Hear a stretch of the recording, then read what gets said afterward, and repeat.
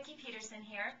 Today's question is one that comes from a person with celiac disease, and what she asks are there some common things that a celiac could be suffering from that are not identified because they have celiac? So in other words, there are some physical problems going on, but because of the celiac diagnosis, maybe that kind of masks it, and an underlying cause is not being identified. So it's a great question, and I'll tell you why. The answer is yes, to start out. And we reviewed this in our book, The Gluten Effect, and we put it under secondary effects. So what happens with a celiac, or someone who's sensitive to gluten, is that they're eating gluten throughout their life. From day one, they didn't do well with it. We understand that there's a genetic link there. And so gluten comes in, it's treated as more of a toxin than it is something nutritious, and the immune system is constantly attacking this gluten and trying to make it less toxic and remove it from the body. But that really takes a strain and takes a toll on the immune system as the years go by. So what we have found to be very common in our patients is that they can have secondary infections. These can be parasitic in nature, bacteria, amoeba, yeast. There's a variety of different agents that can be doing it, but the problem is that it's very stressful on the body. So what can often happen with a celiac or someone who's gluten sensitive is they discover this, the problem with gluten, they remove it from their diet, they certainly improve, but maybe it's just, you know, from here to here, but not everything. They don't go that full 100% that they were looking for, and they don't know why. And especially when the symptoms are digestive in nature, they're always sort of hallucinating. Maybe they got into some gluten, and I don't say hallucinating like they're making it up, but as you know, if you're doing this at all, it's tricky, and you try your best, but sometimes you're not exactly sure if you have the full information about what's in a food, and if you have a response digestively especially, you're very likely to blame it on some gluten that may be snuck in. But what can happen is, because your immune system has gotten compromised for so many years of eating gluten, these secondary infections can get a foothold. It's estimated that every 10 minutes our immune system of our gut is exposed to a pathogenic bacteria.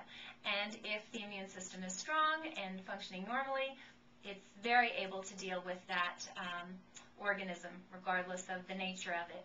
However, in a celiac or someone who's gluten sensitive, that immune system is not at the level that it needs to be, and so this organism can get a foothold. So that's where secondary testing comes in very, very handy. We use the stool test here in the clinic, and the parasites that we commonly see, there's certainly a multitude of them, but some of the most common too are Giardia and Cryptosporidium. And what's so interesting about those two is they actually cause villus atrophy. Those villi, the lining of the small intestine, actually get atrophied by having a Giardia or Cryptosporidium infection, much the same as someone who's continuing to eat gluten. So now you can see where the waters can get a little bit muddy, because if you're getting another biopsy and you're seeing this villus atrophy, certainly the doctor wants to wonder about your diet, and maybe you're avoiding gluten very, very well, but what hasn't been identified is this parasitic infection. There is a bacteria known as Clostridium difficile, and that's associated with colitis and irritable bowel disease. Two other diseases that are very associated with being secondary to gluten sensitivity. So you can see how this intermeshing occurs, and it can make the waters a little bit muddy if you don't know to look for it. Last but not least, there's an amoeba called Entamoeba Politico that's associated not only with amoebic dysentery but liver abscesses. So all very serious things, and not only do they create symptoms which, especially in the first two examples that I gave, can be associated with eating gluten with these particular individuals, but what they do, their very presence is preventing that healing of the small intestine that you so badly need as a celiac or someone suffering from gluten sensitivity. So you need that healing to take place so you can really start absorbing nutrients and really regain your health, because the small intestine is the only way that we're turning food into fuel and getting those good nutrients from our food. So very, very important to be checked. The secondary test, do a stool test to find out the presence of these particular organisms. We like a lab that does two very key things. It's a bit different than every other lab out there. Number one, they do several samples, so they do 4 different samples. Number two, this is a little bit gross, but they're able to detect not only the organism, but the eggs, the ova of the organism. So because these species have a life cycle,